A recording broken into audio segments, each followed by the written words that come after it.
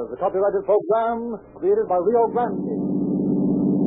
Orange County Sheriff's Office calling all cars. Attention all cars, broadcast 296 regarding a missing person. Be on the lookout for Joseph Wallace. About 30 years old, 5 feet 10 inches, weighs about 150 pounds. Missing since March 15th. That's all. Rose and Cliff.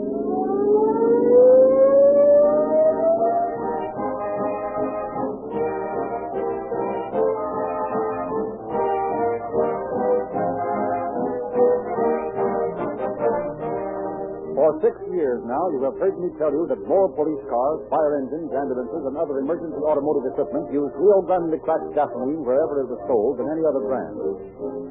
Have you ever stopped a moment to give this statement some serious thought? If you have, you must have realized that motor equipment subject to such strenuous demand would have to be powered by an absolutely dependable motor fuel. All-purpose cracked gasoline must have great power in order to carry the tremendous loads of heavy fire equipment.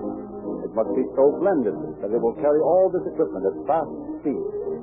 You will say that Rio Grande is different and that it is superior in order to cope with all these strenuous demands. And you are correct. It is different. All-purpose Rio Grande crack is scientifically made of 6 important power-producing ingredients instead of 3 found in most ordinary gasoline. And that is why this gasoline is chosen by so many police and fire departments. Try it. You will notice a difference in your car's performance. Drive into a red and white Rio Grande station in your neighborhood tomorrow morning and fill up your tank with this new all-purpose Rio Grande cracked gasoline.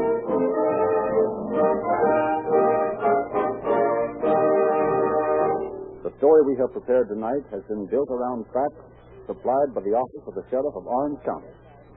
We have therefore asked Sheriff Jesse Elliott to prepare a foreword to our program. Good evening, ladies and gentlemen. Orange County is not the largest county in the state of California, but it is a prosperous one. It is also situated so that a greater part of the traffic between San Diego and the more northern cities flows through the county and also through the city of Santa Ana. The problem of policing such an area is complicated, therefore, by our geographical location. But the record of my department is one which can well be envied. Justice in Orange County is sure and swift. We not only declare that crime doesn't pay, we prove it. The story we're to hear tonight happened many years before I took office, but it is nevertheless an excellent example of the swift and sure justice that we promise to lawbreakers. It is our desire and intention to keep Orange County the center of the Orange Empire in Southern California, a place where crime of any sort is a losing game.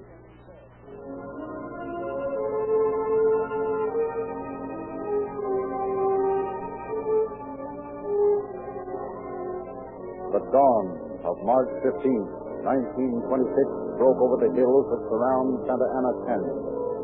The low-lying mist spread a pall over the scene. A car sped along the winding road. We won't get home until morning. We won't get home until morning. Hey, it's morning now. We ought to be home now. Have another drink. We'll be there soon. Have another drink. That's a good idea. One more drink, I don't care. We never get home. Give him the full bottle. Here you are. Take a good one. A good old bottle. What up, pal? We're all pals. You're my pal. I'm a pal. There's a bottle, the best pal. Gotta find the right place, too. I didn't mix the scenery, you know. When did you like to? Now, keep your shit Here, on. yeah, have a little drink, boys. I'm way ahead of you. Oh, you keep the bottle. Oh, no, that's not fair. Come to drink with us. Okay, just one more. Hey, what are we slowing down for? This don't look like home to me. What's the rest? What's the rest you came home? That's right. No, that's just more time to drink. Behind that bunch of trees. That'll do. Stop the car. Hey, what's that is stopping here? Come on. Let's get out and stretch our legs. That's too much work. Hey, come on. Come on, look at that sunrise. Sunrise. Okay, now that's all. Come on, let's go, pal. Oh, we'll get a swell view from behind these trees. Hey, what are you carrying those cans for? Huh? Oh. We thought we might build a fire. You don't build a fire with cans. Stop gasoline. Start the fire. I suppose you got that wire to hold the logs together. Hey, here's some Boy Scout too. We'll make that all right. Yeah, this is the silliest thing I ever did, but I don't care. No. There isn't any reason for you to care. That's right. You won't have a care in the world. Well, what do you mean by that? Forget it. This place good enough? It'll have to do. Oh, what are you going to do with that iron bar? Huh? Nothing. I don't like the looks of that. So what? Turn him around. Hey, give me that bar. No, you don't. Well, take this then. Why, you... Hey, grab him. I got him. Hey, you can't do this to me. Hold him still. Oh. Give me that wire. Here. Around his wrist. Oh, my arm. Hold his other arm. I got it. There. That's got it. Oh, hey, fellas, what's the idea? Is this a joke? Now, see if you can hold his head. Ow! Put that bar down. Don't do that to me. Don't! Well, that did it. Stand there looking at it. Pour the gasoline on it. Yeah, sure. Look over the net. Hurry up, we gotta get going. Yeah. Yep, we gotta get going. Yeah. Yep, we gotta get going. Yeah. Well, we've done everything we could. Yeah. Too bad we won't have time to look at the sunrise.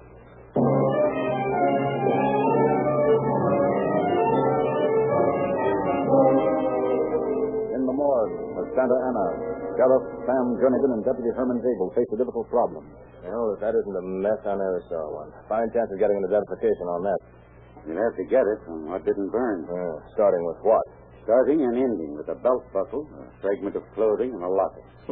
All of that, huh? Yeah, the belt buckle has the initial W on it. Well, if we knew his name started with W, it would narrow down to one letter.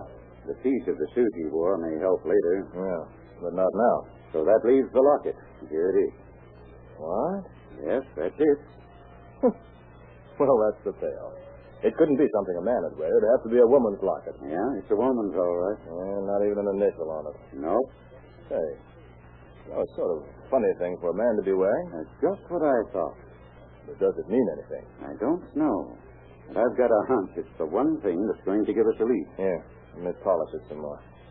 There seems to be a charm or something in the center there. No, it's just a common variety. No, there's a charm in the center. Made out of a piece of quartz. Yeah? Let's see it. It's a nice stone. Hey, this is something. What? What? You see that tiny bubble in the center of the stone? Yeah. Looks like liquid. That's what the Indians call a teardrop. It's very rare. Well? Men who work in mines usually save specimens like this and have them mounted. You mean this teardrop comes from mines in a certain locality? Yes, Arizona. Oh, I forgot to mention they found the pocket mirror on him, too. Well, what's the pocket mirror got to do with this? Plenty. Hey, guys don't generally carry pocket mirrors any more than they wear women's lockets. And that's just it. The mirror advertised a merchant in Miami, Arizona. Yeah. Well, Miami is the center of a mining district in Arizona. Oh. So that's what your hunch was. Yeah, I couldn't tie it up without this teardrop. A guy buys pocket mirrors and wears a woman's locket. We'll identify him. Yeah. And when we do, I'll bet we run into some very funny angles. To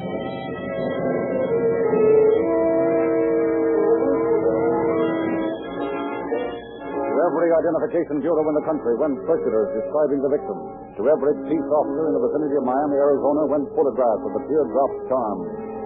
Carrying this picture on all visits to the mines in his territory, Sheriff A. Alf Edwards of Globe, Arizona, continued to search for a man who could identify the teardrop charm.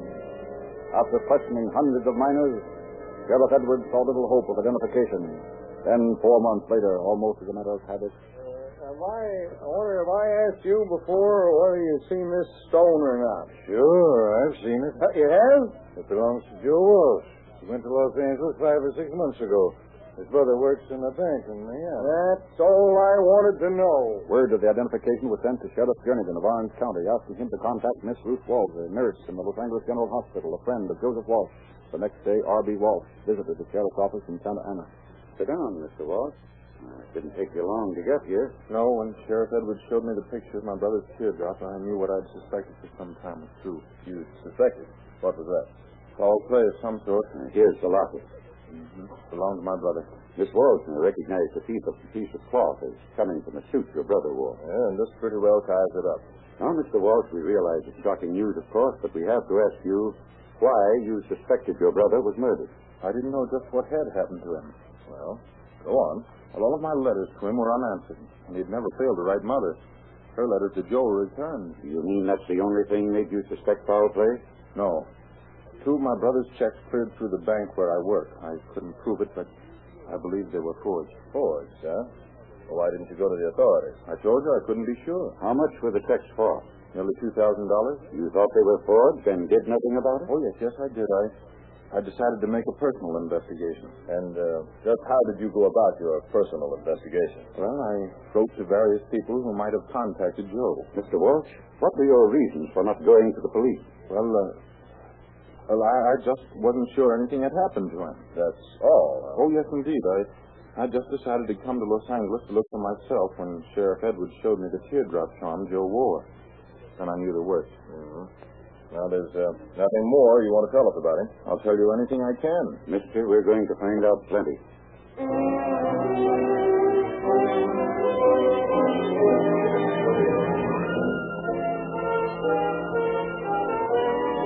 To a small hotel on Crown Hill in Los Angeles went Deputy Sheriff Walter Keating.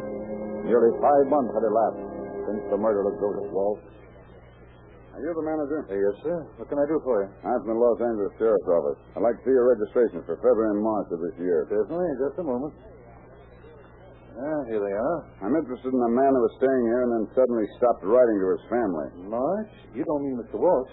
I certainly do. What makes you remember him? Well, has anything happened to him?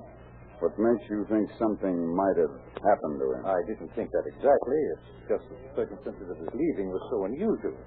And other things. Just what do you mean by other things? It's nothing I can say definitely. Well, we'll find out about that later. What was unusual about the way he left? Oh, I'm sure he expected to return, but he never did. Is that all? Yes, I guess it is. Listen, somebody hit him over the head, poured gasoline on him, and burned him. What? You want to talk? Oh, that's horrible. Yes, isn't it? Well, he left here on the morning of March 13th. We have reason to believe he was killed on the way back here 2 days later. Oh, but that's impossible. What do you mean? Why, I had a letter from him from San Diego a couple of weeks after he left. What? Yes. He said he was staying in Tijuana for a few weeks. Now, that's something. Go on. Well, before he left, Mr. Walsh was very friendly with a man staying here by the name of Dewey. Anybody else? Yes, a clergyman.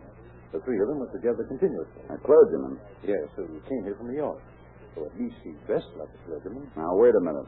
What do you mean, dressed like a clergyman? Oh, I just can't tell you what I mean by it. I can't put it into words. Uh-huh. Well, what about this guy, Dewey? And he mentioned something about a trip to San Diego with Mr. Walsh in a rented car. The three of them left together. A rented car, eh? What agency? It's advertised here on the desk. Here's the phone number. Thanks. I take it you haven't seen Dewey or the preacher lately? No. You didn't know the preacher's name? No, I didn't. Hello. This is Deputy Sheriff Keating. I want you to look into your rental record for March 13th. Tell me if anyone by the name of Dewey or Walsh rented a car.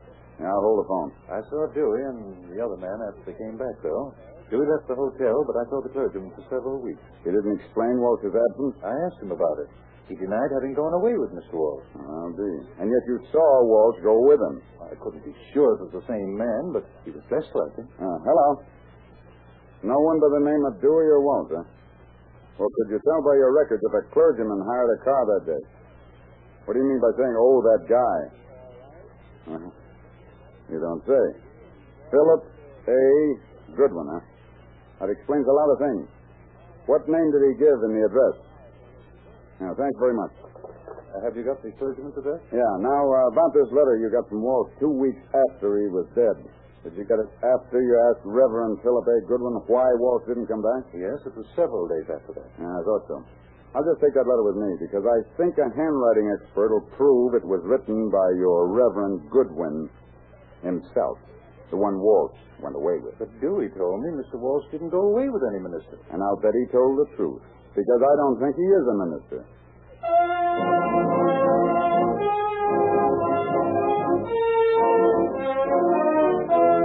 New York police were contacted, and 3 days after the identification of the body with the teardrop charm, Reverend Philip A. Goodwin was arrested in the National Vaudeville Artists Club on West 46th Street in New York.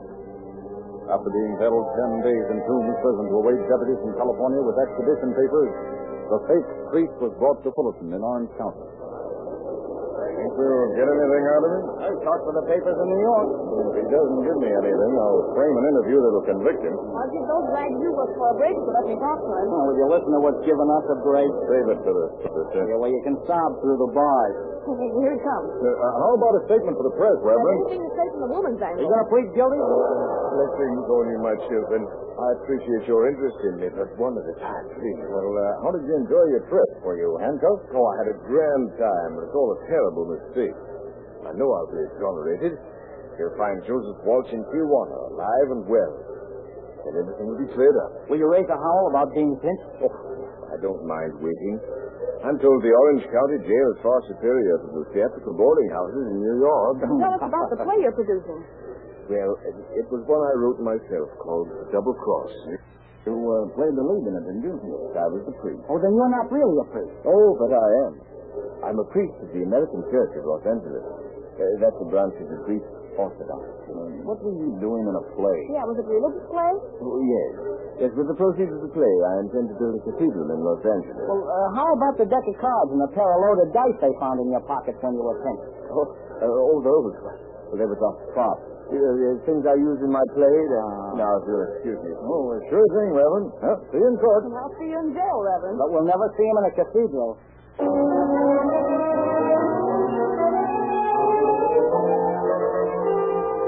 While newspapers publish fantastic headlines about the case, officers pored over every available scrap of evidence which would link the pseudo-priest to the murder. I tell you, we can't be wrong on this angle. He went away with Walsh and came back without him. Let the newspapers scream. Yeah, that's easy for you, but I'm taking the rap. Even the governor's yelling for action. Couldn't you get anything out of his correspondence? Plenty from the governors, but nothing from the reverend. I hoped it might give us a lead on this guy Dewey. The one who went on trip with him. Yeah, so did I. We got his fingerprints from the hotel room in Los Angeles. Dewey's got a record, all right. Did a year in Utah and a few other states. Well, now that's something. But the priest won't even admit knowing him. He just sits in his cell showering blessings all over the place. Yeah, the nerve of that guy. Oh, by the way, I got the record of that ex-convict who came to see him this morning. Oh, there you are. Why should the next convict come to see him? They're trying to pin half a dozen jobs on this baby right now. Yeah? Well, we'll talk with him when he's done communing with the reverend. Why do you suppose the priest saved this letter? Oh, there's lots of them like that. Just form letters. Couldn't be from Dewey and written in code. No, you decipher. Did you notice what's written on the back of the envelope? Sure, the one word, Navy. Yeah. Navy? Dewey? Well, Dewey was a Navy admiral or something. Now, stop trying to be funny. Anyway, Dewey isn't his right name. It's Gaines. Well, how about that letter that was supposed to be written by the murdered man from Tijuana? Does it match the fake priest's handwriting? I don't know yet. We've got to have something right now. Well, I hope that's it. Come in. They said you wanted to see me, sir. Yeah. Sit down, Plater. So what's the idea? Can a guy visit his friend? I'll ask the question. The first one is, why did you come to see Goodwin? What's it to you? Talk to me like that. All right. Sit down. I don't feel like talking anyway. Why not? What do you guys think I am, a rat? We know you are. You ain't got nothing on me. And I ain't talking, see? We have, and you are. And to prove it, we'll hold you on suspicion. We'll forget all about Goodwin and start working on the jobs you've done recently. Oh, fellas, now wait a minute. All right, we'll wait that long. I just come here friendly like to see the Reverend. We did a stretch together in a Utah stir. So did Dewey. Who? You know, his right name is Gaines. He and Goodwin knocked off a guy. Oh, no, you guys got a bum steer. They didn't turn that trick. The Reverend wouldn't do nothing like that. Keep on talking, but say something. The Reverend was framed by a dame in Utah, but they sprung him when she confessed. We know that. You came here with a message from Dewey. You know where he is. And we want him. Now, come on, come Oh, clean. no. Maybe you're mixed up in this murder act. You can't pin that on me. I ain't seen him since we got out, honest. I was just awful good friends with the Admiral, and I wanted to see him. With the who? The Admiral. That's what we call the Reverend. You see, all the cons like the Reverend. He called the Utah Stir Hotel Divine. And why did you call him the Admiral? Had he been in the Navy? I don't know. He was head of Hotel Divine, so we called him the Admiral. This is the screwiest thing I ever heard of. I told you there'd be some very funny angles. Where does Dewey come in? Well, he was the Admiral's best friend. Yeah, so what? Well, I'm just trying to explain why I was friends with the Admiral in Navy. And who? Navy. That's what we call Dewey. Oh, so you called him Navy. Sure. It's just like you guys would call a person pal. That's all we wanted to know. Now get out of here. Well, I'm going. Don't hit me.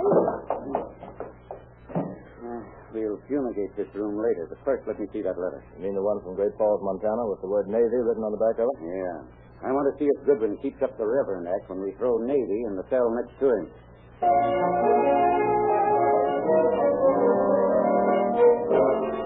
A few hours later, Albert James, alias Dewey, was arrested in Great Falls, Montana. Returned to Santa Ana by Deputy Ed McCullen. He maintained a sullen silence. What's this, Reverend? No visitors? Now, don't tell me the press and your admiring public have deserted you. Oh, the solitude is welcome, Sheriff. Well, that's fine.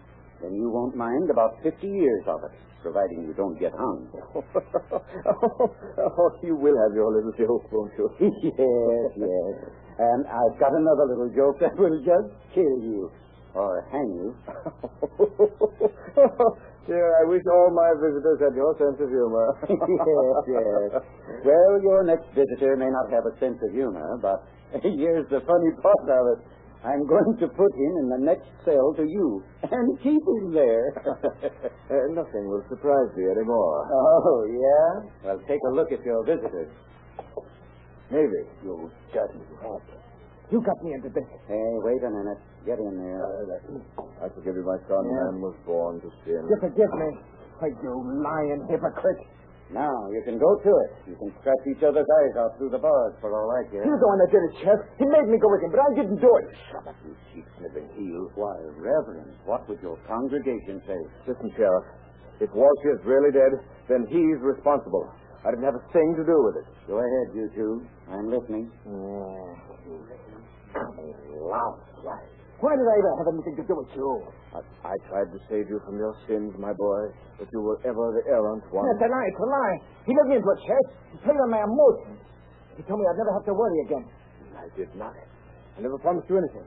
I did not. Yeah, but it was his idea to pour gasoline overdose. You shut up. No, I won't. I'll never get that picture out of my mind. Joe was still moving when he started to burn. You set fire to him. It wasn't me. I wasn't even there. I didn't have anything to do with it. Well, I'm a priest. Yeah? I'm a priest, I tell you. You're a fake. A hypocritical fake. Come on, James. I want to talk to you. He told me about it, and I told him not to do it. And now he's trying to blame it on me. And I'm the innocent one. I'm innocent. James, I'm giving you a chance to talk. You're both mixed up in this, and we know it, so you might as well give us a straight story. Yeah, I'll tell you the truth. I watched you for a long time, but I was afraid to. I was afraid of that guy. I've always been afraid of him. Well, you don't have to be afraid of him anymore. We'll just go in my office here. Yeah, okay. Yeah. Now, he's in a cell and won't get out, so you can tell me just what happened. All of it. Yeah, well, after we got out of jail, we wrote to each other, see? After about a year, Phil wrote to me, he told me I had a swell job, a job we two could put over, and he wanted me to come to California. So you came out here? Yeah. And when I saw him in that clergyman's outfit, I nearly died. At first he pretended he really was a clergyman, but pretty soon he started to tell jokes like he used to, so I knew everything was all right. Yeah, well, what about this swell job he wanted to put over? Well, he got very friendly with this Joe Walsh. He was living near him and buying and selling stock with him. I see. Well, just what was the angle? Well, after he made a few buys and sells, he was going to forge some big checks on Joe, see? And then kill him, see? And he made me help him. Well, I'll tell you what we'll do. I'll get a stenographer in here, and you can make a complete confession. Yeah, I'll do that. I wanted to for a long time. Yeah, you just give us all the details, and we'll check up on them. Then we'll find out what really happened.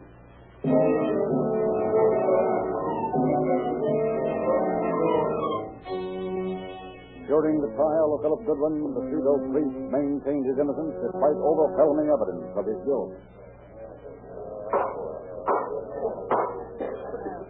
Ladies and gentlemen of the jury, it is my duty to remind you that this man is a sham priest with a sham story, one whose godly God conceals a satanic character, a colossal liar, but one deadly shrewd.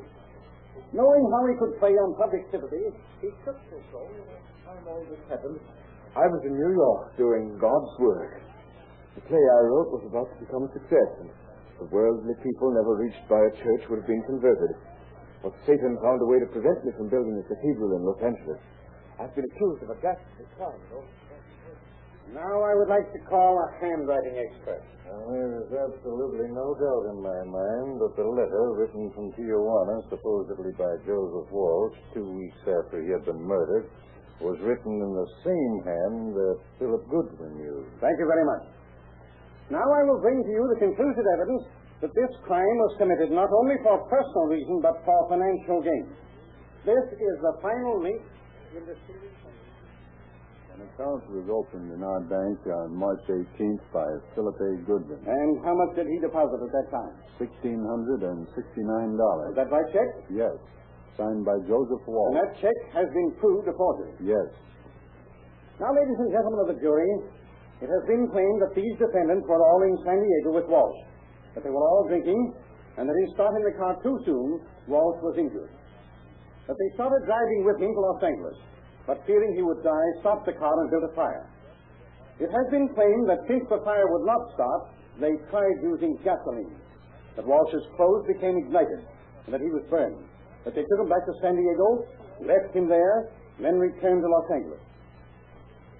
That is a fine explanation, ladies and gentlemen. It fits the picture perfectly.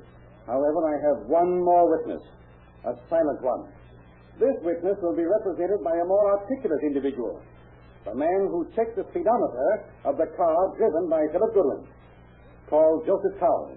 Joseph Cowles, raise your right hand. You solemnly swear the testimony you are about to give in the action pending before this court to be the truth, the whole truth, and nothing but the truth? I do.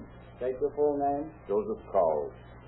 Mr. Cowles, are you employed by the auto livery that rented the car to Philip Goodwin? Yes, sir. To have made the trip to Tijuana, to Santa Ana Canyon, and back to San Diego, and then to have returned to Los Angeles, as the defense contends, how far would that car have traveled? Well, let's see. I think it'll be about 490 miles. Yes, that's right, just 490 miles. 490 miles. Just how far did that car travel? Exactly 431 miles. That's all. The state rests.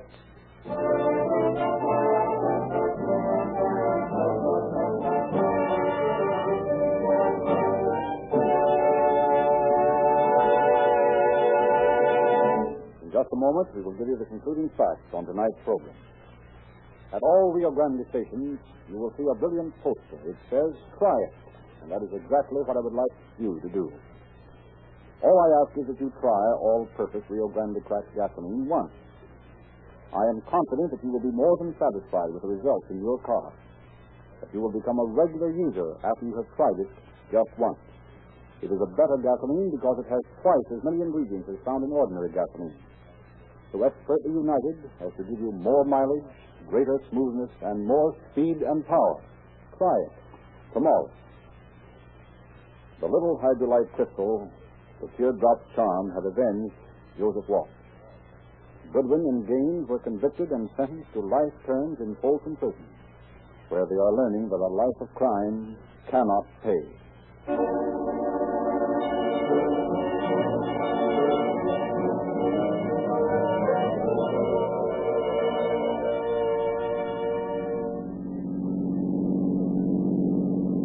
County Sheriff's Office calling all cars, attention all cars, the cancellation of broadcast 296 regarding a missing person. This man was murdered. Suspects in this case are now in custody. That's all.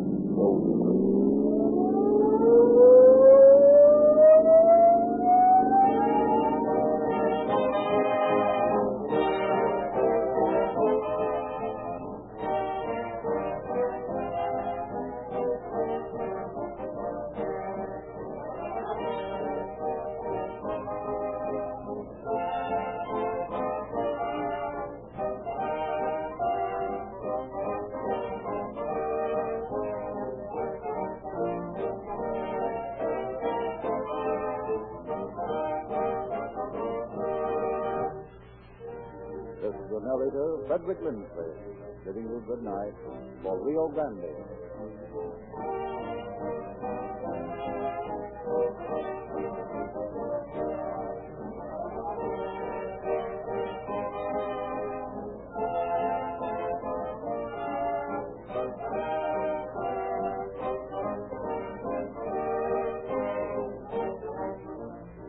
Next week at this time, Rio Grande will present the case of the body on the promenade deck. This is the Columbia Broadcasting System.